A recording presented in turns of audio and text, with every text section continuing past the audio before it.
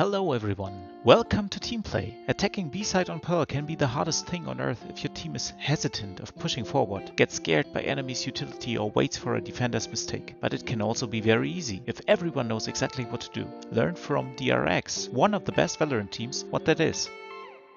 When you look at the stats from VCT Login, Pearl is the most played map of the whole tournament. That is not necessarily because so many teams favor the map, but a lot of teams could agree on it to be at least playable. Since Pearl is slightly defender-sided, I'd like to help you attack one side. And I chose B. Why?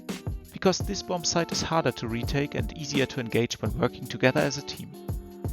In their match against Loud, the Korean powerhouse DRX lost 5-13 on Pearl. Their attack side was presumably the weak part because they lost 9 out of the 12 rounds. But on the other hand side, they managed to plant the spike 9 times and they did that 7 times on B. Impressive stats, right? Let's learn from DRX how to get the spike planted on B side Pearl and skip the part of playing post plants for now, okay? The first thing to agree on is your team's composition. I know that especially in lower elos it is better to play from your comfort zone and pick the agents you like the most rather than being forced to play a character you don't feel at all. But we don't talk about preferred picks here, we talk about optimal picks. At Login Sao Paulo, the 5 most picked agents on Pearl were Astra, Jett, Killjoy, KO and Viper. But if we take the round of 16 out of consideration and focus on the later stages of the tournament, the comp shifts to Killjoy, Jett, Skye, Harbor and Viper. In the semi-finals between DRX and Loud, we even saw a mirror match with that composition, which makes it our go-to comp for now. The double controller setup is made to take space step by step and hold it for an extended period of time. Skye is one of the best flashers through smoke walls in the game and has that side-clearing potential with her Trailblazer. To let you know what we're gonna discuss, here is the attack pistol round from DRX against Loud from the get-go until the spike plant. Us all thinking that another classic DRX choke was incoming. Well, they vanquished those demons, top 3 at Champs, top 4 guaranteed here at Lock-In 2. But the journey from title contender to trophy lifter can be an arduous one. And they're here to fight for revenge and redemption.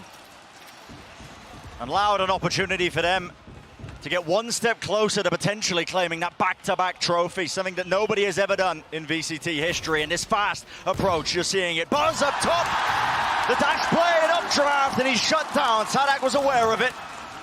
No flash from RB there to try and help him taking that duel up top. It's a fairly common position that Sadak's played before. I'd like to discuss this go because of its general characteristics. It is not highly dependent on your enemy's moves. You have a clear goal, plant the spike fast, and set the clock for the defenders. And you can go for it in the pistol round as well.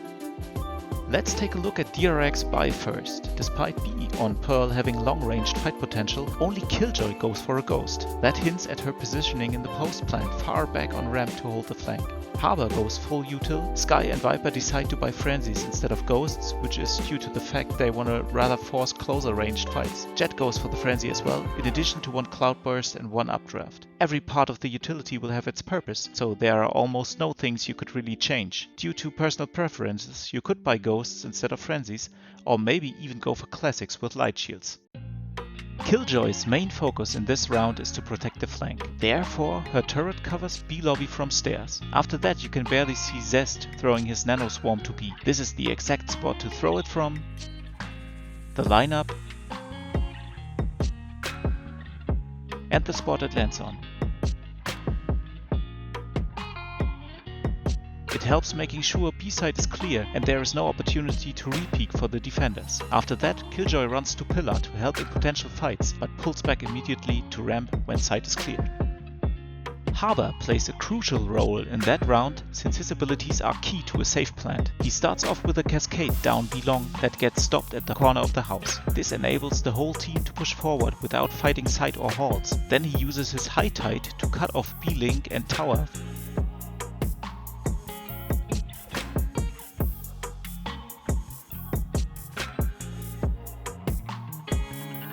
followed by another cascade to halls, which he uses to push with himself. After halls has been cleared by Viper and Harbor, he uses his cove to plant the spike for B long. Viper's wall gets placed early in the round. It cuts off tower as well as B lobby. Since Harbor's high tide covers tower in the initial execute, Viper's toxic screen is used to evacuate Harbor from side back to B long after the spike plant.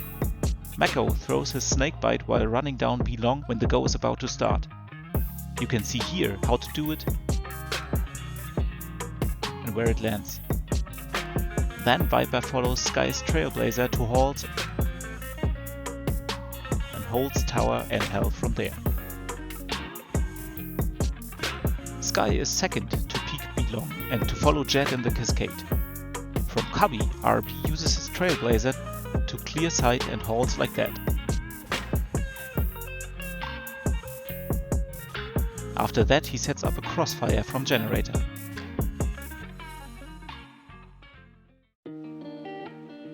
Jett is the first to peek and the one to clear close angles. She needs to be refragged immediately when fights happen on B long, so watch your spacing carefully. When Buzz reaches the cascade, he activates his dash, smokes and updrafts to tower to go aggressive. In this instance, the move fails horribly because Sadak predicted it, but nonetheless, this is a play that can surprise rotating enemies. Since you have a frenzy, do not peek all the way to defender spawn after that move, but take an off angle and hold it. What could possibly go wrong? Well, there are a few things that your enemies could do to make it harder for you to get the spike planted. For example, if they try to play aggressive on B long, the round could run differently, but that should not discourage you from playing that strat. You are engaging as a whole team, so as long as your spacing is fine, you should always be able to refrag the defenders at the early stage of the round. But what if you get flashed, mollied or smoked off? Don't be scared off by a single piece of utility. Your abilities open up the site and you are favored in every fight if you play it correctly. Especially, do not hesitate to make sounds when pushing down B long. This is neither a contact go nor a hidden attack. Your enemies might know early what's coming, but the good thing is they can't stop it. So hurry up and watch your timings. You can also play that strat in buy rounds with a few minor additions. For example, you could start off with your Viper's Poison Orb to safely cross to the head glitch spot on ramp. In post plans, you have even more utility to spam the spike, for example this nasty Poison Cloud plus Snakebite from ramp if you'd like to fall back from sight. And for even safer plans, you could also add 1 or 2 Skye flashes to tower or hell. If there are multiple reasons why the agent comp is not yours, feel free to try out minor changes like Gecko instead of Skye, for example. Gecko was not in the game when VCT lock-in happened. He can clear corners with his flash pretty well, and his wingman makes it easier to plant. You could also try out Raze or even Sage instead of Jett. You can engage tower with both of them by either using your satchels or by walling yourself up there.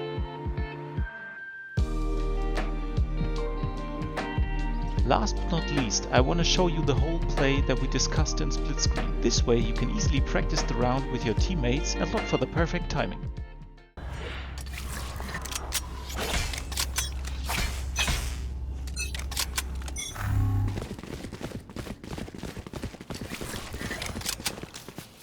Wave crashing!